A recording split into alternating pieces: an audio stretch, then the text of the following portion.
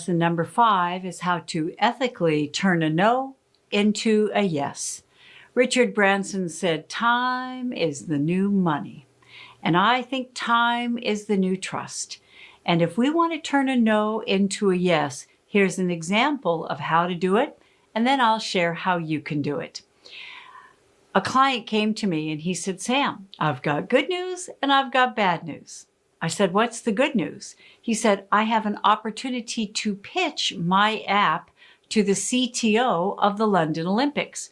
And I said, "That's fantastic news." I said, "What's the bad news?" He said, "It's only 212 days from the Olympics, and I am anticipating he's probably going to say no, that he doesn't have enough time to make it happen." I said, when we know why we'll get a no, we have the answers to the test.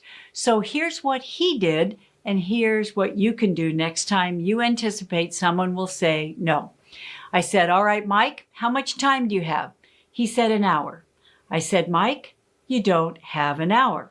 You already said he's only got 212 days before the London Olympics. He's got so much on the plate. So what is he thinking? That I don't have time for this." So guess what the first words are out of your mouth.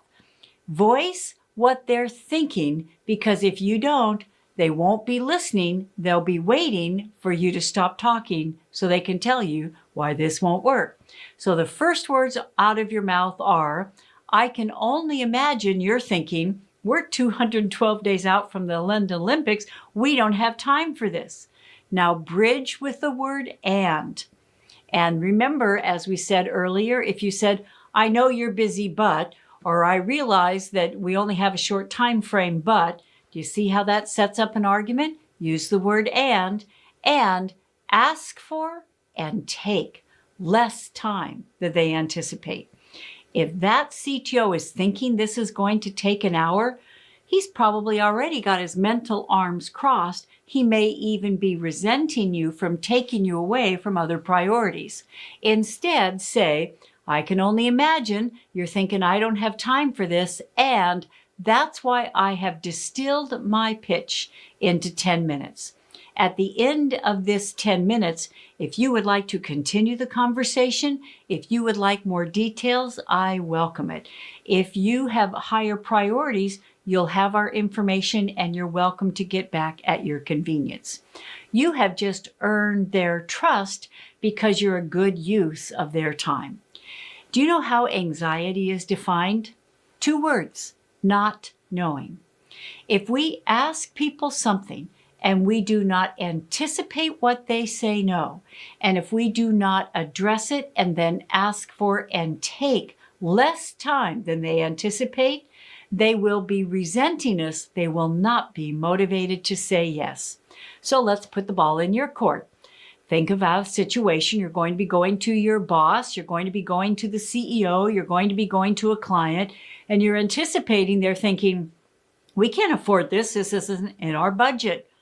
What are the first words out of your mouth? You may be thinking, not "I know you're thinking," that's presumptuous.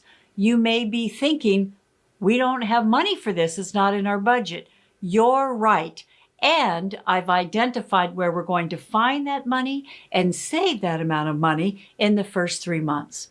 Put yourself in the shoes of your decision makers if they're thinking, "We tried that before and it didn't work." What are the first words out of your mouth? You may be thinking, "We tried this before and it didn't work." You're right. And I've identified where we went wrong last time and how we can get it right this time.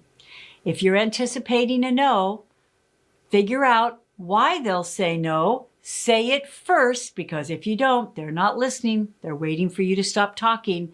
And then ask for and take less time than they anticipated. Chances are now they're going to trust that you're a good use of their time, and they're a lot more likely to turn that no into a yes.